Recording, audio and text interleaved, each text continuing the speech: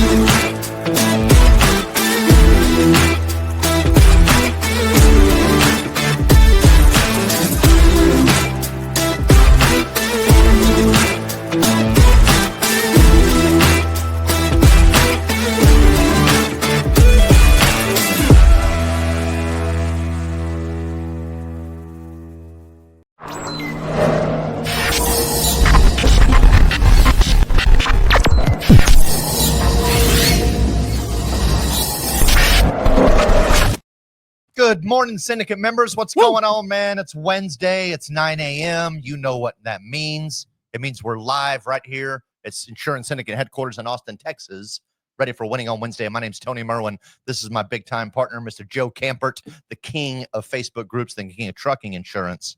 How's your week going, dude? Had a great week. Commissions got paid today, so I'm really liking that just because we renewed our absolute largest account. Are we not? Do we have audio? We good? Okay, cool. No, we renewed our largest account for about $500,000. So paid in full. I guess that goes right into my weekly win. I guess I didn't even do. You got me right into the weekly win. Guys, go ahead and start dropping them in the comments. You know what time it is. It's Winning on Wednesday, baby. We want to celebrate you. I'll give a shout out to our sponsor after our weekly win, but that's definitely my weekly win. Okay, we're having fun with the board. No, weekly win for me was definitely that account. Had a lot of fun with it, or a lot of fun. Gosh, I just got totally thrown off on this, and I don't ever get thrown off with our intro. It's probably because you're such a fanboy of our guest today. I know. I love CA. I'm excited to have him on. But no, that was my weekly win. We renewed a huge account. Drop your weekly wins in the comments so we can celebrate you. Tony, what's your weekly win? My weekly win is yesterday's live debate that we did. I thought that was pretty phenomenal. Policy punch out, the life insurance strategy smackdown. I had a couple of my buddies. We had Kaya Conwell. He's a big time agent over at Primerica. And then my good buddy, Pete Fournier, sat and we debated professionally the merits of a couple of different life insurance strategies or philosophies when it comes to either buying or selling life insurance, right? Some people believe that you should just buy term and invest the rest. Some people are like, no. There's some great strategies within whole life and IULs that'll help you build cash value, build some assets, build some wealth. So we looked at those two, examined them pretty hardcore, and kind of let them go at it. And I was proud of them because they did a great job, and they did keep it pro. It was really freaking, and we got a lot of great engagement. It was really good. If you guys didn't see that Tuesday training show yesterday, like highly recommend. I was on it the entire time, and I don't really specialize in the life and health space. Really, I guess specifically in the life, stocks, bonds, mutual funds, all that stuff that they were talking about yesterday. 401ks, Roth IRA. I mean, just learning all of that actually was really good for me just to sit and kind of intake that.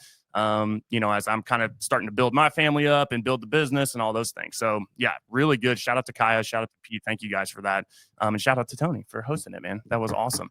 Real quick, before we do bring on our guest, which is normally what I start with, shout out to our main sponsor of the show, Viva Virtual Solutions. You'll see Lily in the comments. Thank you so much for everything you do here within the group, but just for Syndicate Media as a whole. All the editing, the publishing, the clipping, all the thumbnails, everything you guys are starting to see. And you can see, I know you guys can start to see our content game kind of leveling up on the YouTube, Instagram, TikTok channels. If you don't follow us there, definitely go check us out.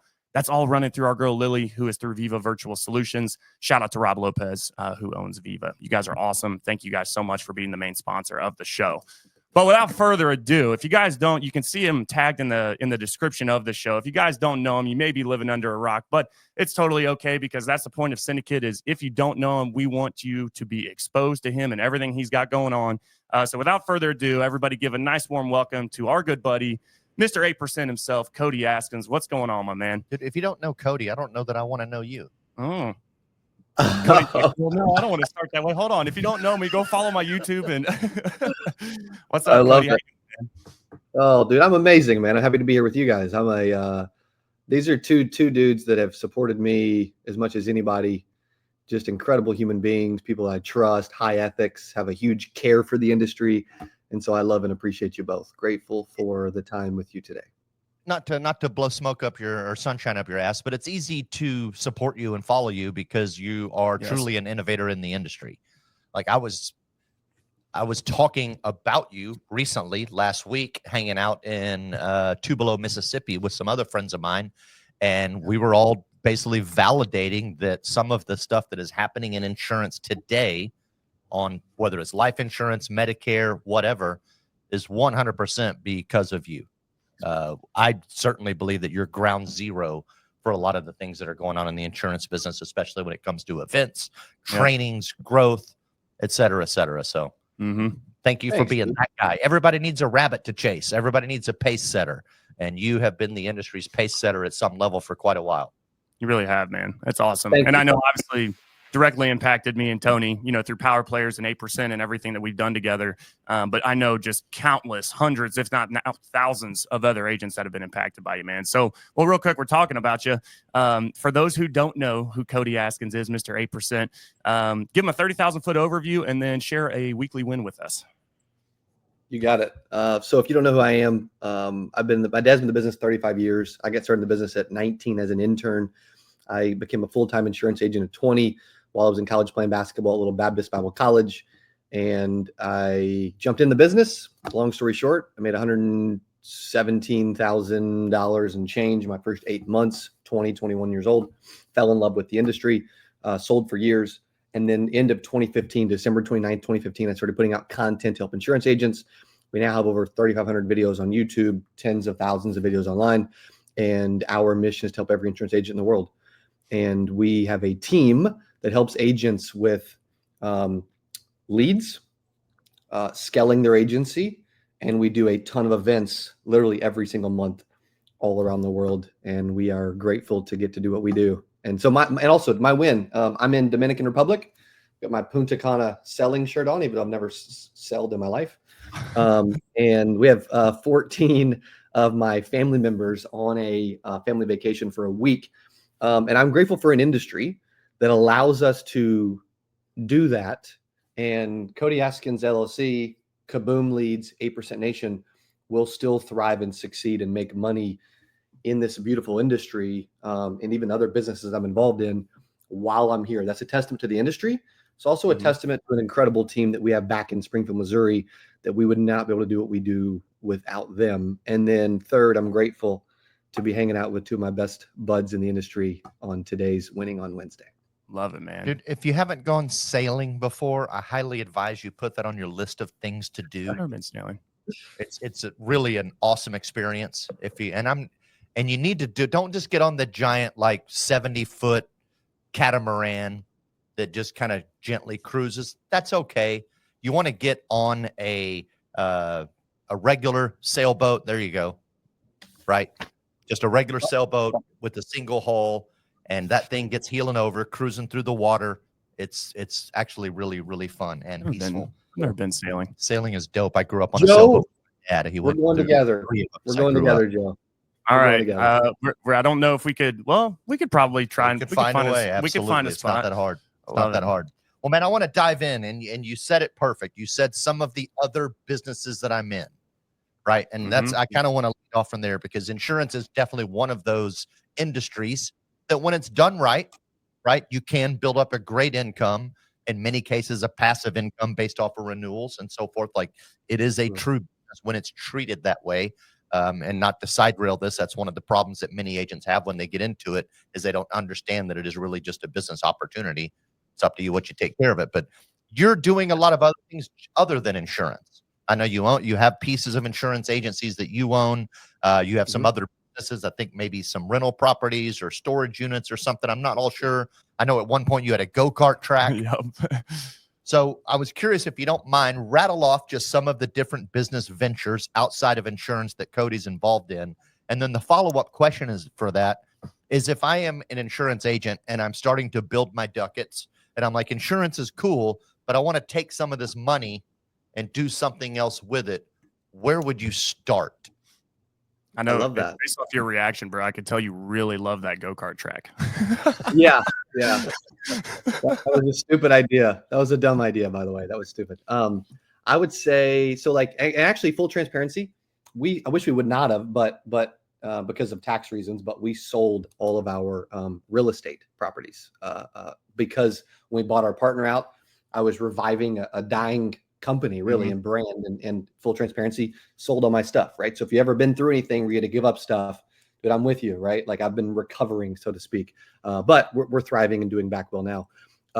So sold all the real estate. We had duplexes and single family homes and storage, climate controlled storage units and that kind of stuff. And then as far as businesses now, some of our big ones, CABoom Leads is exploding. There's a really good chance that like just CABoom Leads is a part of Cody Askins LLC. Cody Askins LLC will do very low 8 figures this year. We'll eclipse 10, 11, maybe 12 million bucks in revenue this year.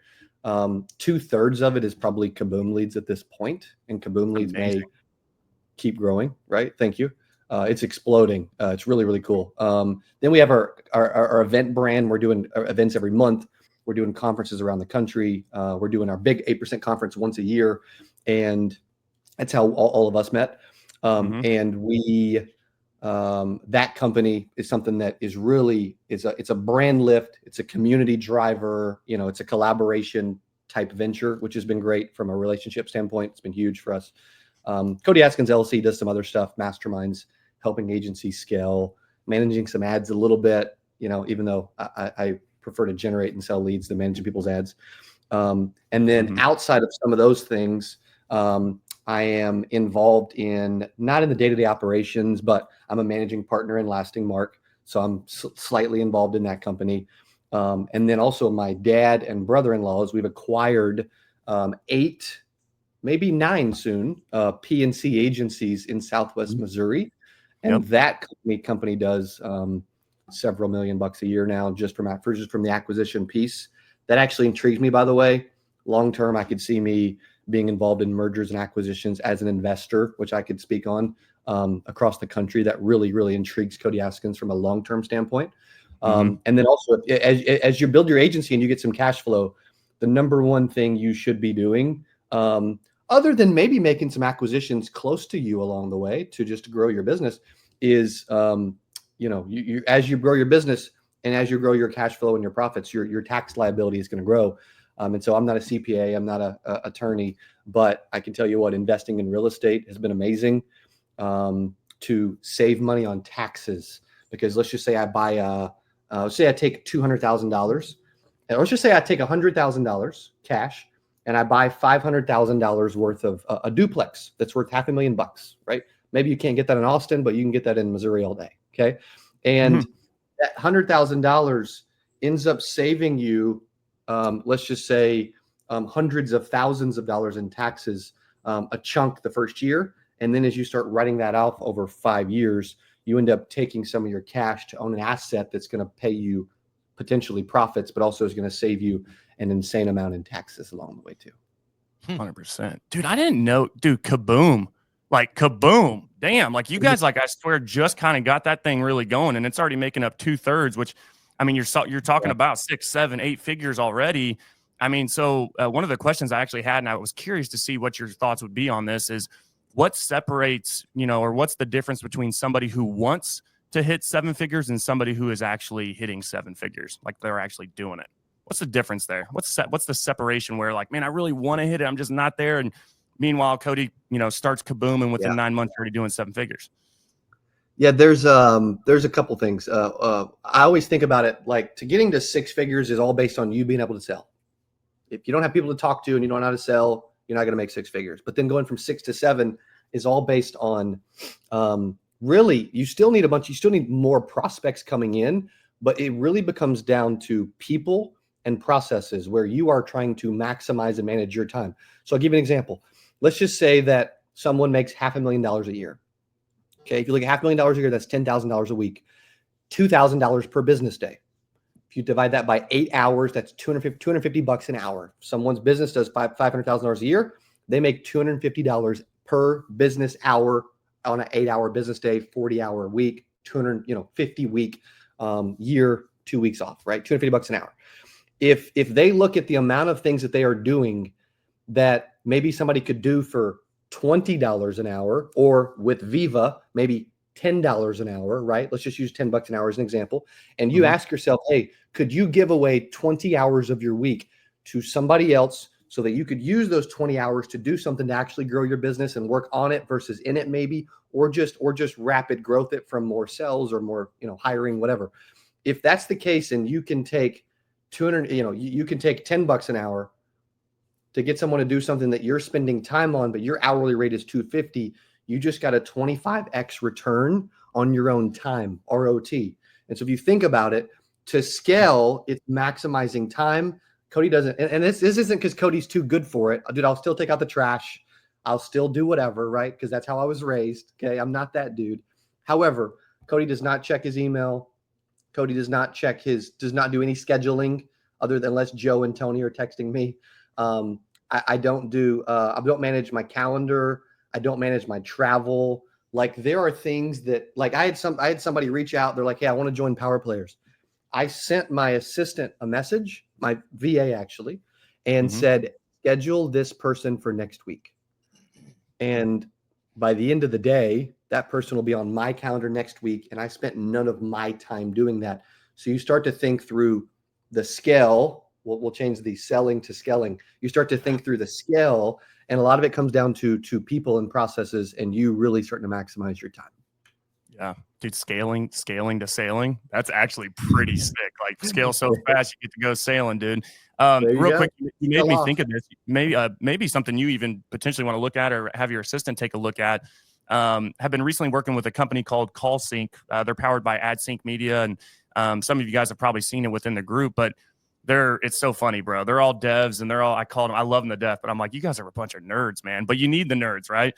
You need the greens if you're at SWAT. And bro, like, all the tools and the AI and the apps and all the crap they're using, even just within their Slack channels. And their CEO, John, his assistant hit me up and said, hey, I'm implementing this new tool. It's an AI tool called Lindy, where basically as long as Lindy is CC'd on every single one of your emails, anytime there is a schedule or a meeting request, it will take over the entire conversation and schedule and monitor your calendar and actually book it on your calendar just by having it CC'd on an email. And I'm just like, dude, that's actually like really helpful. Like, just have Lindy on all of my emails, and it's just like, and they can schedule that. So just made me think of that, man.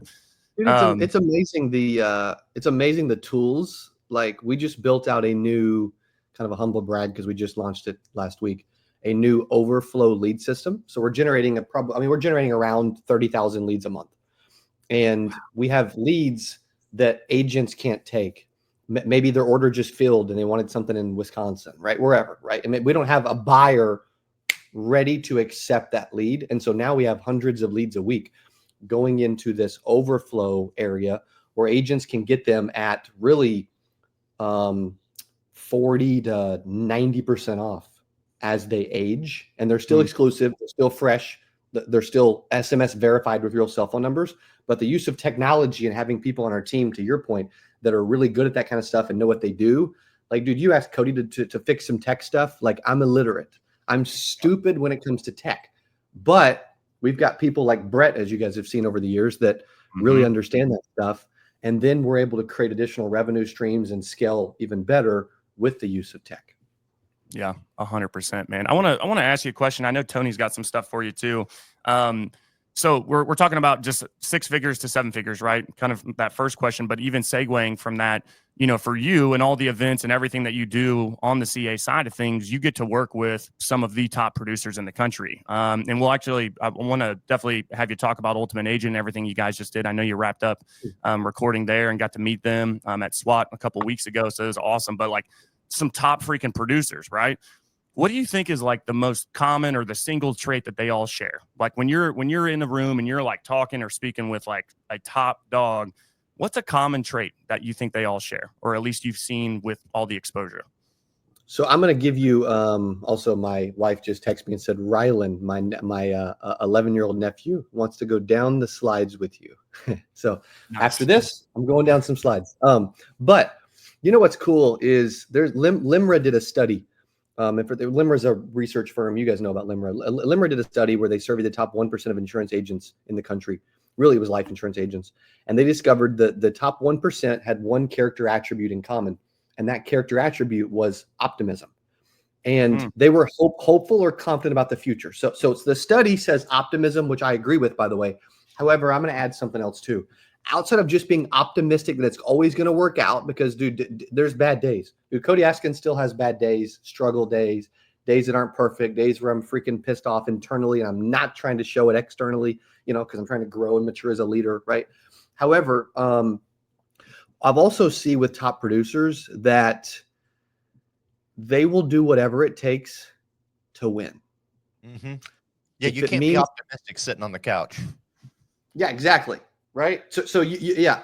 And so they're sure they're optimistic, but to your point, they will dial, they will door knock, they will spend the money, they will take the risk. Like they believe in themselves so much that they are fully committed and they will do whatever it takes. And they're not above doing something. Like I hear people that get in the business all the time and they're like, hey, I made 200 grand selling cars. How do I make 100,000? How do I make 200 grand in insurance without making calls? I'm like, dude, if you're new, I don't know what to tell you. Like that's what you got to do, right? Like the biggest thing I see people like that we're getting wins every day. Speaking of winning on Wednesday, we're getting wins every day about our CABoom Leads.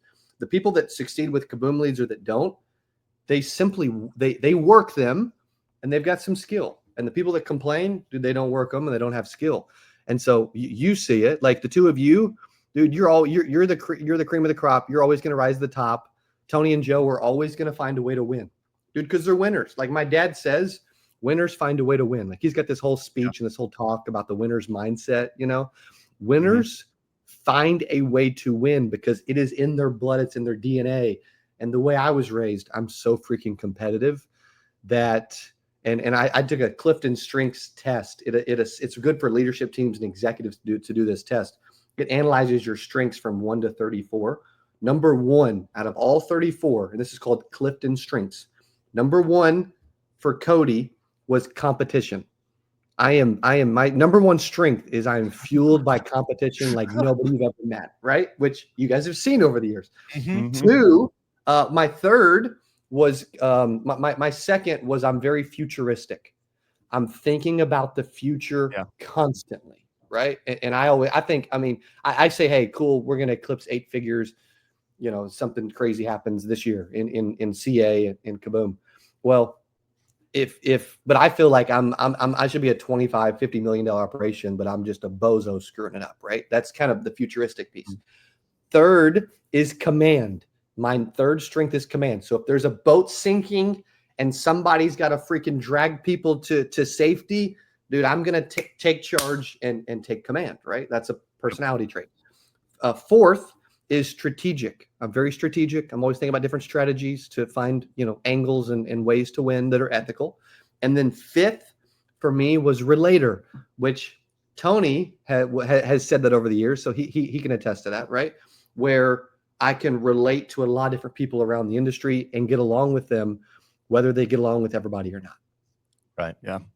It's good. You said that was called Clifton Strengths? Clifton Strengths. Yeah. I'll have to check that out. Okay. I love that we went down the optimism route, because I think, when and you wonder probably like, all right, who were they really interviewing and like what was that scenario and that situation or just that experience, right? And I think, to me, optimism definitely for me comes from the sale, right? I love it. Even just getting kind of involved with call sync and just getting on some of these agent calls. Like I feel like I'm back in the sales saddle and I'm not just like recruiting agents. And don't get me wrong, I love doing that. I love supporting my team, everybody at Clearview, but like it was a change of pace, right?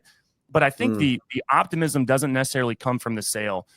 In the midst of, and Cody, you know some of my backstory, and a lot of everybody does because I've been sharing it.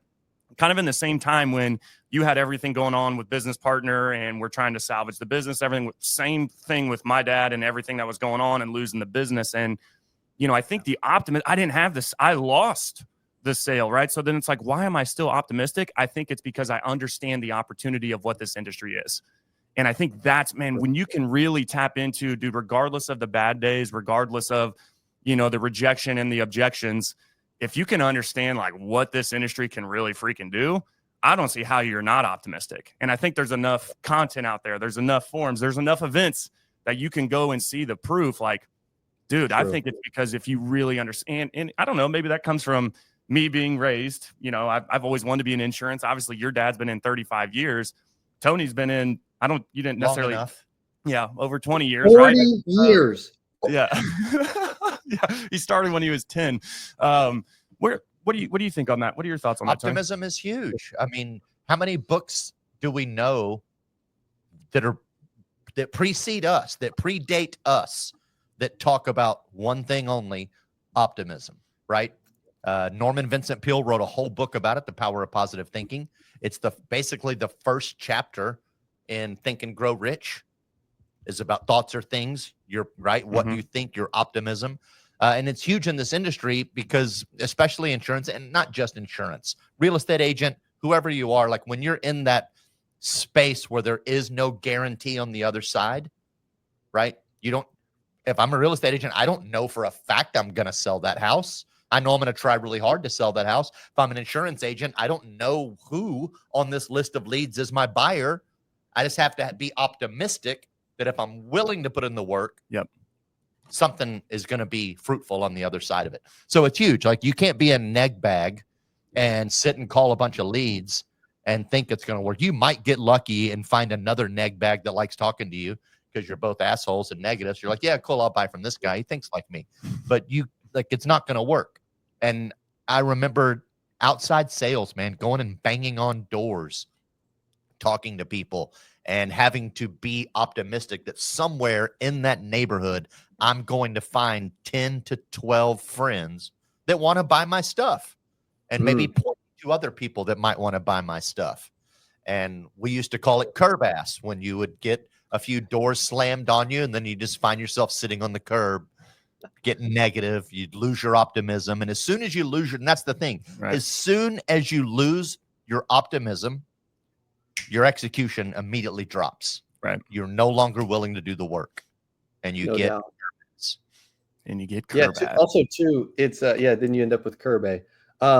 You know what's interesting too is, to your point, is we think that, like, okay, as an example, people get in this industry, they're new, it's really tough, and they're like, oh my gosh, dude, like I don't know if I can do this. Well, dude, I don't care if you're an entrepreneur, if you own the company, if you work for someone as an employee, there's going to be plenty of good and bad days, no matter what you do, right? And so I think, to your point, man, it's so good. It's so powerful to always assume it is going to work out, but also do whatever you can to make sure that it works out as well. You know, this is really good because we've already touched on this a little bit, and we're right in the heat of it. You've recently, in the last couple of years, 3 years, gone through some shit, right? You talked about it on stage a couple of times. You had to buy out your partner. You had a business that was losing 6 figures a month. And apparently, and I've just learned this, you had to sell your real estate portfolio to help pick it back up and get it back in gear. Yep. Be honest. How was your optimism? It was shaky at times, you know, like here's something that I had to learn. And I don't love admitting this, but man, it has been true, even though it should not be. And I'm trying to help this. Cody's confidence. It comes from things that I've done, sure. But Cody's confidence a lot of times comes in, how's the company doing? How's our financial situation? like, I think that's true for a lot of people, but like my confidence was put in the stock of how Cody Askins LLC was doing. Dude, Right. my confidence and happiness should never be placed in anything else like that. Right. It's, and so I've had to learn, like, dude, no matter, and two, people could see it. Like, here's an example. I remember shooting a video a couple years ago, and a family friend that lives like 30 miles from me asked someone, "Hey, is Cody okay? He seems off." Right? Like, dude, that's not the type of vibe I want to put out into the world. Like, you know what? I want people I want to be a magnet for positivity. I want people to feel like they can take over the world and win when they're around us. And if I have a little pity party and things aren't going well, and then I go and then start venting that through my social media, through Facebook groups, through my friends and family, I'm not going to get positive in return. And so in my example, I've had to lean in, and everything I share, no matter how Cody feels, by the way, everything, and I'll be vulnerable and transparent, but I'm not going to be negative and complain about it. But everything I put out, I said this actually at SWAT too, everything I put out is positive. It's, here's what's possible. I may share, like, yeah, the last 2 years specifically, started this month, 2 years ago, have been difficult along the way early because I was trying to recover something that did well, started dying, partner wanted out. Okay, I'll buy you out. Even though that was there were a bunch of mistakes I made as a leader and a business owner. Even though most influencers in our industry would never admit that, dude, I make a ton of freaking mistakes. That's the stuff I share in Power Players. I share, I'm an idiot. I screwed up 7 times last month. Here's what the 7 things I screwed up on. Hopefully this will help you not screw up in the future. Like, dude, they learn more from Cody's failures than they do Cody's successes every single time.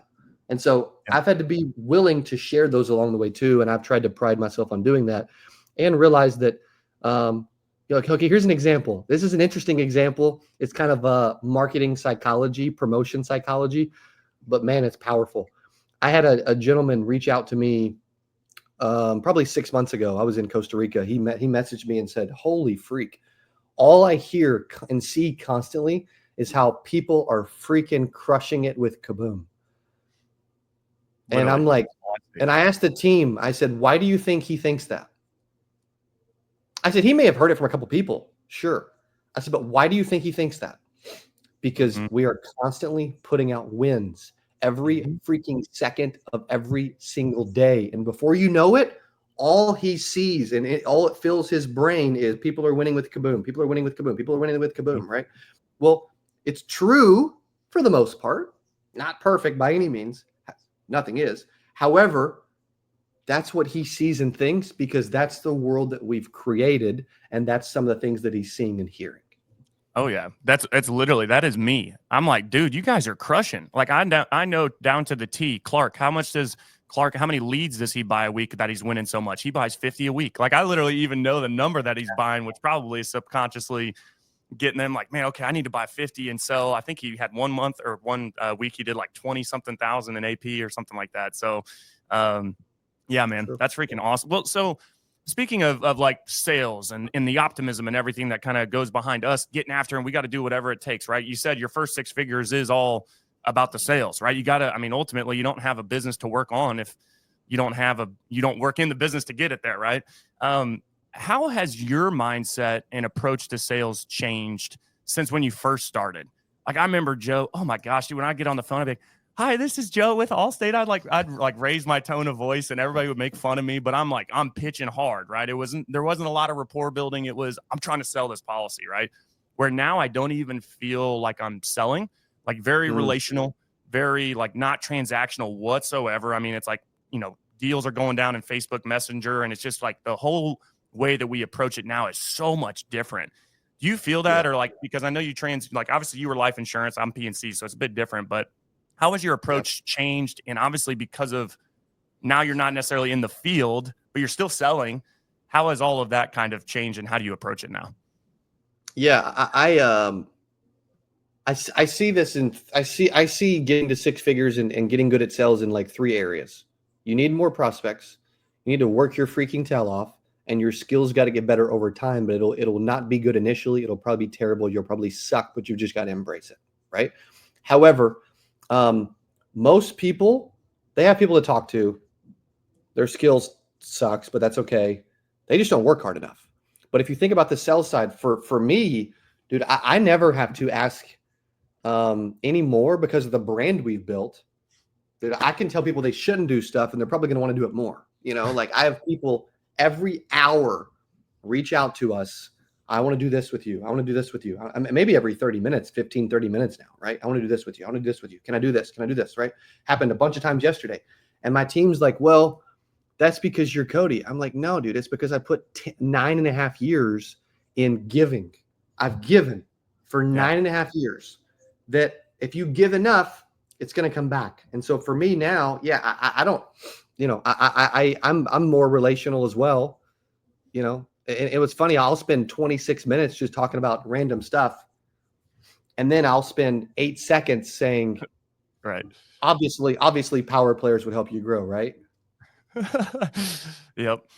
Okay. Perfect. Congratulations. You're now a member. How do we want to take care of this? And they're like, well, that was easy. I'm like, yeah, dude, I don't need, you've already sold yourself on joining whatever we're doing if you're reaching out to me anyway. Right. That's good. Yeah. Grace is hitting that similar space, right, with her clientele. People see her, they've seen her so much on YouTube, et cetera, working and building a brand that now once someone gets on the phone with her, that they've already sold that she's going to be the person. They haven't sold which plan they're going to get. They just know that she's their agent. And I need you to make it happen, fix it, do it. Whatever it is, just do it. It's good. 100%. A couple of comments real quick, Cody. I wanted to hit them. Grace is amazing, by the way. Grace is I wanted to give her a shout out. Thank you, Cody, for all that you do in this industry. 8% has changed my life, and I will always be thankful for that. Gracias and God bless. Dustin, I love this one, Dustin, on the optimism piece. He said, I have a saying, every time the office phone rings, hurry up and answer it. It might be someone waiting to spend $1 million. I love that. Here's a question from Mr. Chris. What's up, Chris? Thanks for tuning in, man. How do you write off the money you pass out in an event? Hope you don't mind me asking. I want to share and help with some cash. How do you write off the cash? I guess you use what? You just call that prizes or something? That's just part of your event expense, like when you drop 10 grand from the ceiling. Or when you're on stage, who likes money? Right. So my wife gets cash from our business account, and then she categorizes it as so. Now, can we prove that, I didn't just pocket $1,000 personally and keep it? Not really, to be honest. But yeah, my wife. I think we have enough video footage. I think we have it all on video. Like, no, that's definitely all that cash. Thankfully, my wife takes care of all the accounting and finances and bank accounts and everything else over the years. But yeah, I mean, you can get away with doing that. But does my wife like giving away cash? No, but you can. But I do. I have a question. We actually have been talking about you recently in our morning meetings as far as how you run your morning meeting. I know this is kind of going a little squirrel moment here, but I actually want to ask you if you would be willing to share that with the group, just because me and Tony, we love what you do with it. When you guys, the sales game and you're passing the ball around, we started doing that. I lost very quickly, and I was like, dang, it's been a while, like really trying to think on my toes, like asking for the credit card or whatever, a closing statement. Can you talk through some of like what that structure is and maybe some of the meaning and the reason behind why you guys do it on a daily basis? Yes. So we started having years ago, we started having people being late to the office, and they'd show up a few minutes late. So I'm like, I'm going to put a stop to this. So I said, okay, all team meeting. We used to start at 8:30. Now we start at 7:30. Okay. All team meeting at 7:30. And when you show up to an all team meeting at 7:31, 7:32, 7:33 in front of the whole team, it's kind of embarrassing. And it's obvious who's late. Right. So the way we kick off our day, and each of our, I don't even run it anymore. Cassidy runs it, and she's my VP of operations. And each of our 5 executives share a win from the previous day. Could be personally, could be professionally. And so we're sharing wins to kick off our day, which has been amazing, by the way. Then we split up into departments. So like the operational team will meet. So at 7:35. So the first meeting's like 5 minutes. Then they'll meet from 7:35 for about 15 minutes or so. and each person will share what they're working on today. What's my top priorities? What's my tasks? What am I going to check off my list today? Each person, so we can all be on the same page about what everybody's doing, which is cool. And then the sales side is about 10, 15, 20 minutes as well. And it's really to recap numbers, incentivize, and motivate the team. And then at times we'll throw in some certain training for the week, or we'll also, and we do that twice a day, by the way, with the sales team, 7:35, and then also 1, I think it is.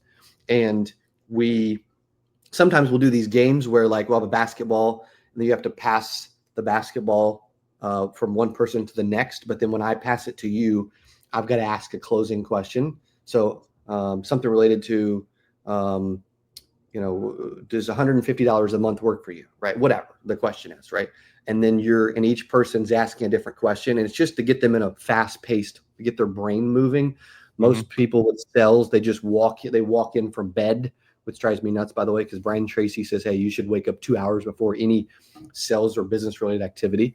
And so I like to wake people up early in the morning when we can. Yeah, no, that's good, man. I really like that. I didn't know why'd you guys bump to 7:30? Because I didn't know you guys were going at 7:30.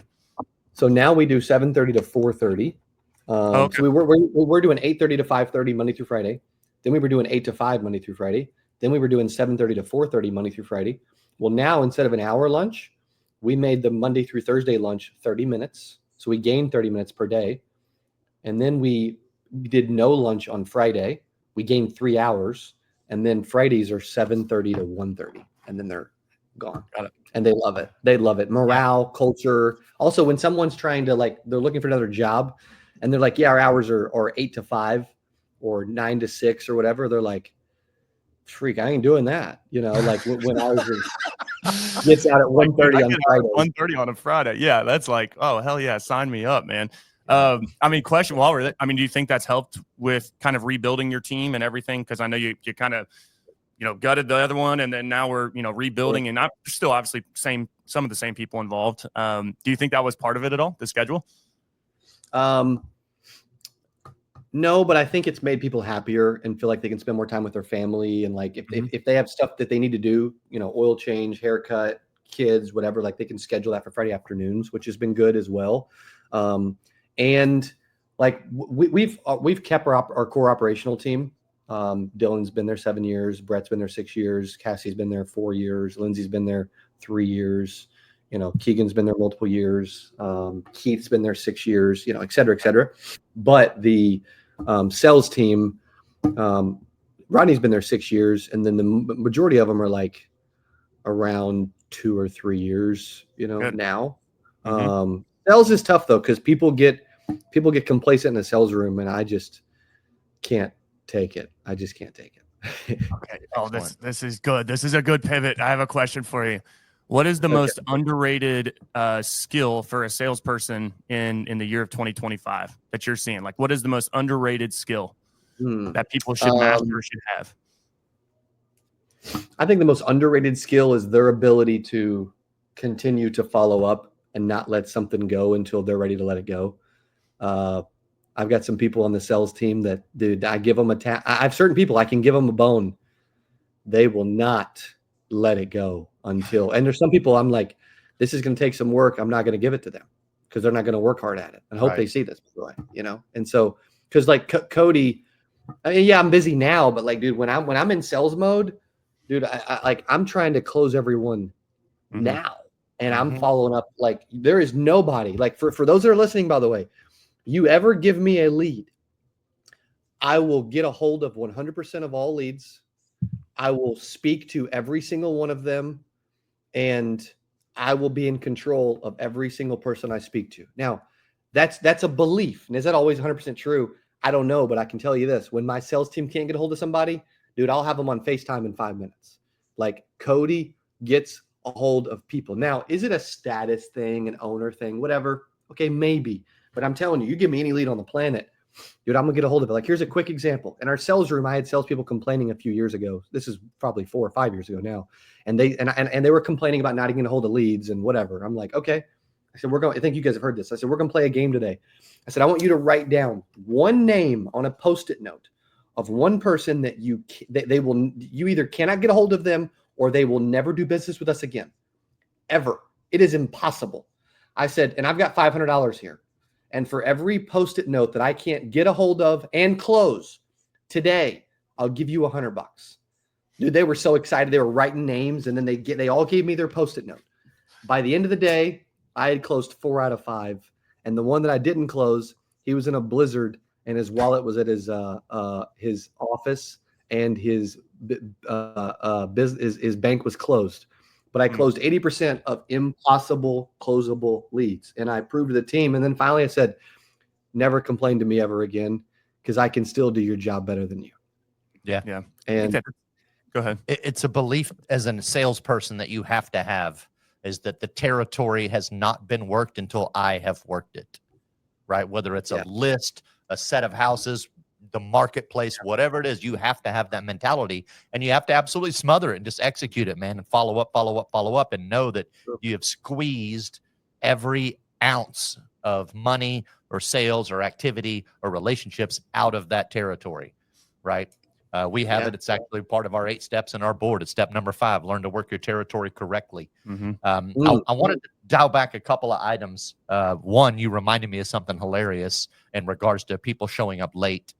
Long time ago, and this is off topic, but I want to say it because it's funny. The church that I was going to was having struggles with people showing up late. So the pastor flipped the whole room so that if you showed up late, you walked in and the entire congregation is looking at you as you walk in. People stop being late instantly. All you had to do was show up a couple times, and you're like, never coming in late again. When I got 300 people, they're all staring at me, as I walk in the room late. So same thing that you did. It works, right? When you put your peers, or you put yourself in that space with your peers where they're able to see your lack of work ethic or lackadaisical attitude, like it shapes up pretty quick. But what I really wanted to go is, there was a point in Cody Askins LLC or whatnot that it was just you and a couple of people, right? There was a point in the beginning, like it wasn't always where it is now, where you have, how many employees do you have currently? We have right at about 28. Right. So there was a point you didn't have 28 employees. There was a point that it was basically Cody and probably 1 to 2 or maybe 3 other people. Right? Yeah. When you were in that space, figuring it out, growing, doing what you did, how did you handle working with your employees and setting standards that they need in order for you to grow, but also understanding that, like, I'm small enough, I need people. I can't just get rid of them, even though they're not quite doing the job the way I want them to do it, but they are profitable, right? They are making some money, but they're not doing it the level I want. Versus, like, so say, I'm just put it out there this way: autonomy versus micromanage. Like, how did you approach that to make sure that you were getting the standards that you need, they were finding some success, and you were on a path to growth without damaging your own organization that early? Yeah, I was. That's the toughest. That's the toughest period in time, by the way. For those that are there, because what happens is, there's a lack. There's visibility amongst who's present, who's working, and who's doing certain things. But there's a lack of visibility a lot of times, or lack of accountability when it comes to like sales and numbers. I like, when it comes to sales roles, here's what we're doing, here's what we're accomplishing, and I can see who does it, who doesn't, who doesn't. Makes it very visible. But as a leader, early on, at a very poor job of accountability, or if I micromanaged the piss out of people, they had a problem with Cody Askins, and then they were just going to leave. Well, now if they have a problem with micromanagement, it's on Cassidy and Rodney. It's not on Cody. Cody can come in and still have a great relationship with you. Cody doesn't micromanage you. And if you complain to Cody, like, yeah, man, Rodney's been riding me because my numbers have been low. I'm like, well, don't you think their numbers should be better then? Yeah, they probably should. Okay, cool, dude. That's between you and Rodney. But I would agree. Like, it sounds like your numbers should be better, But then there's a separation of church and state, if you will. But early on, it's very hard because there's no separation. You're micromanaging everyone. You're doing everything. You're trying to hold everyone accountable. But most people don't add there's a lack of visibility with metrics and numbers as to what's going on in the organization. So I'll give you an example. Here's a real example. This is between Lauren Cassidy and I, right? So like last week, this was actually lighter, but we paid out a total of $30K in payroll last week.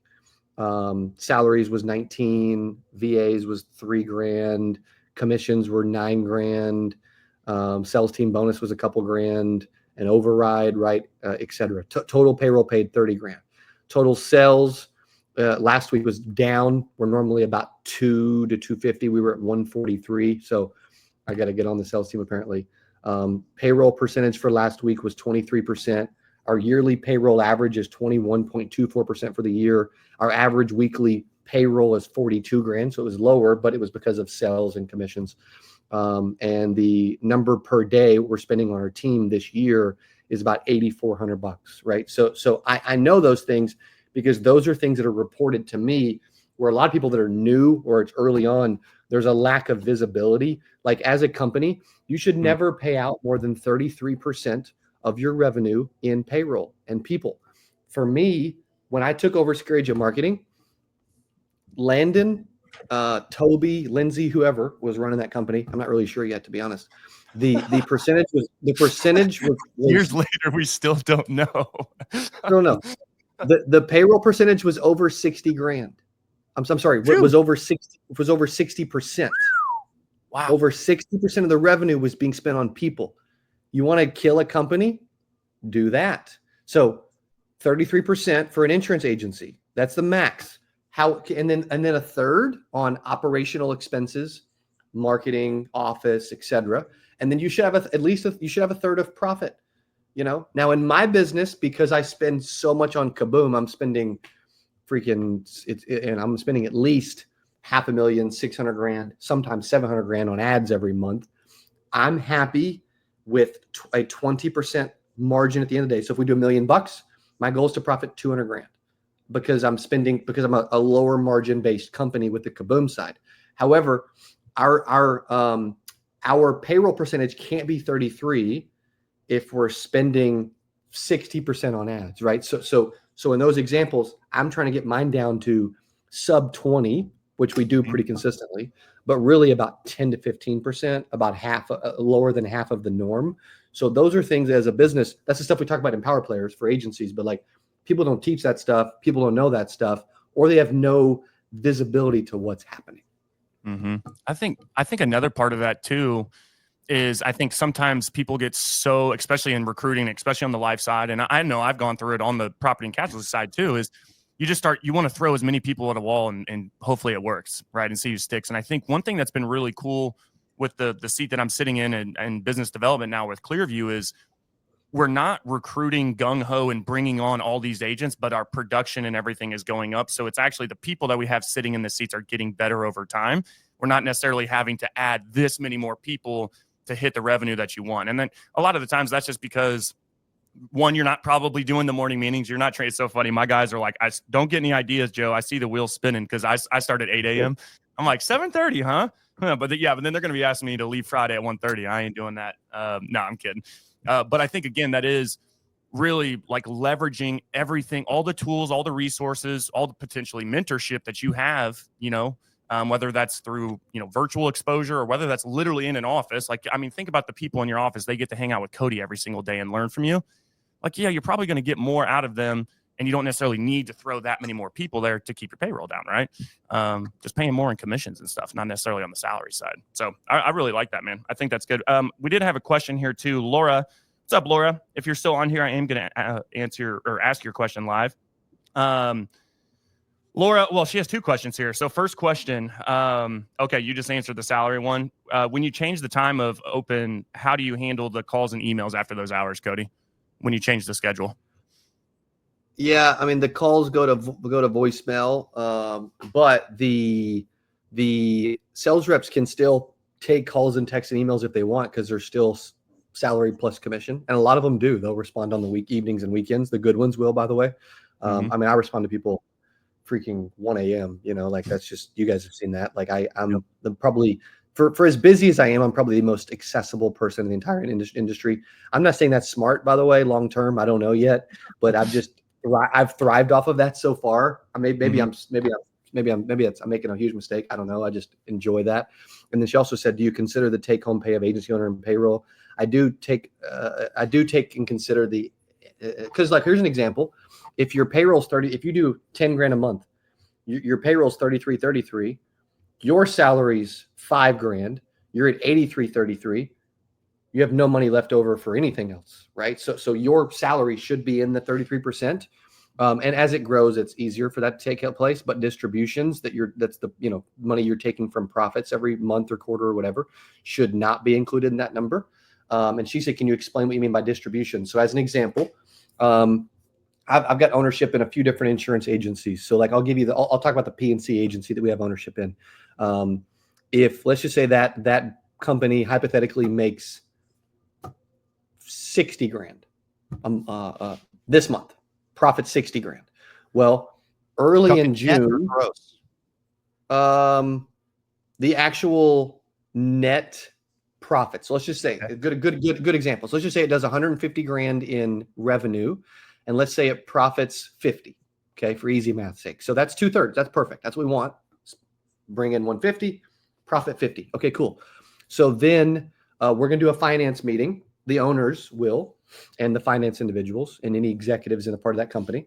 We'll do a finance meeting at the beginning of next month, within the first 2 weeks, 10 days or so. I do that every month for every company, by the way, for those that don't do that. Again, visibility. And we look and we do and then we decide, okay, we probably did 50 grand. Here's how much is in the bank account. How much do we want to distribute to the owners to share based on their equity percentage? So if Joe owns 33%, Tony owns 33%, Cody owns 33%, then, and if we're going to distribute 30 grand of the 50 as a general example and leave 20 in the bank, hypothetically, then you would get a check for 10 grand. Tony would get a check for 10 grand. Cody would get a check for 10 grand. And then we would do that every month if there's money. And so those are called S distributions to the owners, whether it's an S Corp LLC, whether it's a corporation, whether it's a partnership. I've done distributions in all my companies for as long as they're making money and there's money there, Right. Now you can get too carried away with distributions and just, deplete all the cash. I've had owners that wanted to be like that, by the way. And when they wanted to be like that and they want to just deplete the cash, the problem is you're also going to stunt growth a little bit. If your goal is to take as much cash out of your company as possible, you're going to stunt growth because you're not going to reinvest. Like we just added a director of events in our company. Her name's Tara. She worked for us 6 years ago. She worked at Big Shots down the street from our office. It's like a knockoff Top Golf. She managed 150 people. She was the general manager. She was making low six figures. We were able to just get her to move over to us, believe it or not, as a director of events. And could I have been a little more profitable by not making that move? Yeah, but I love doing events. They're crucial to our business, and we need someone focused on it because Cassidy's VP of operations and director of events. So now Cassidy can do her job even better. And so these are all things that when you become a business owner, that I love sharing, by the way. Like when I talk about mistakes and stuff we share, did our Power Player Mastermind with agencies, which you guys have been in the past, that is literally the stuff we do. We do retreats and trips around the country or around the world. And then we talk about this type of stuff in small group settings because it's the kind of stuff that, you need to know. Can make or break a business, like literally. I mean, it's crazy, man. And that just goes back to the old saying, you don't know what you don't know. Right. And that's why I love, thank you for taking the time to hop on. I want to respect your time because I know you're on family vacay and everything. Thanks for taking the time because that is part of why we created the Insurance Syndicate is, hey, you don't know what you don't know. Right. And to have something where, dude, we can put this content out there in front of, almost like 9,000 freaking people now. I mean, that's crazy valuable, man. I hope you guys aren't sleeping on that. And I hope you're taking notes. I know I am. I know Tony is. Laura said much appreciated. Flip said thanks. What up, Flip? Good to see you on here, bro. Flip Williams. Cody, if you're not friends with Flip on Facebook, I'm telling you to add him because that dude literally shows up every single show, every single week within the syndicate on the live show, comments, engages, and says thank you at the end of every show. Dude, like shout out to Flip. You're awesome, bro. Real quick, last question for you, Cody, and then we'll let you go. 10 years from now, when people are talking about the name of Cody Askins, what do you hope they are going to be saying? Gosh, that's such a good question.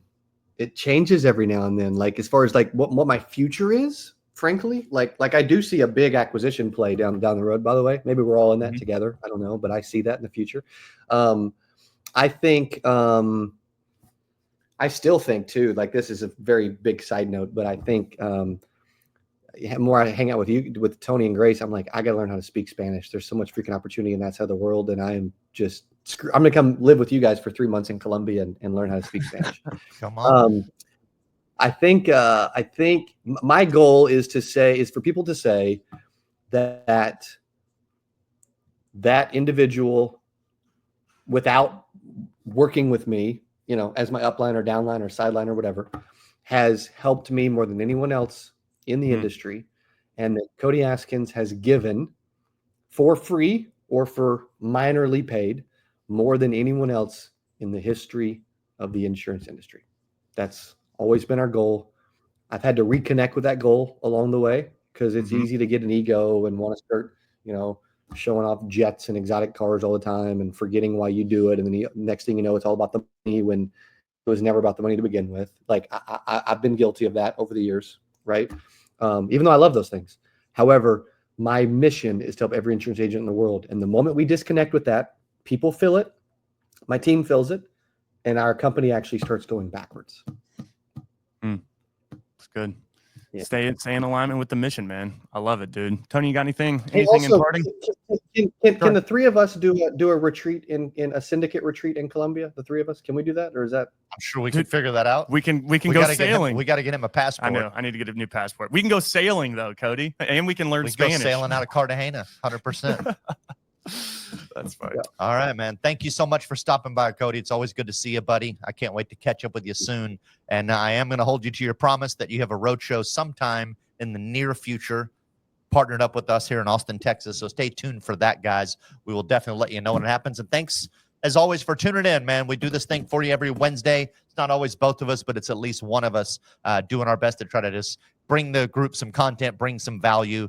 And if it wasn't for you guys tuning in, we wouldn't be here. So we appreciate that. And if the long form is too much for you, jump on some of the short stuff, right? We're on TikTok, Reels, Instagram, whatever all that stuff is. I don't even know what it is. But as Joe mentioned earlier, our VA is taking care of it. Go get you the bite-sized stuff and stay in tune. Go check it out. It is the peak of the week, y'all. Keep the pedal to the floor. And y'all remember, the number one trait, right, of the top earners in our industry is having that optimism. So if you're going through anything, don't hesitate to hit me up. I'm happy to talk. But ultimately, glass half full. Let's go get it. Appreciate you guys. See you.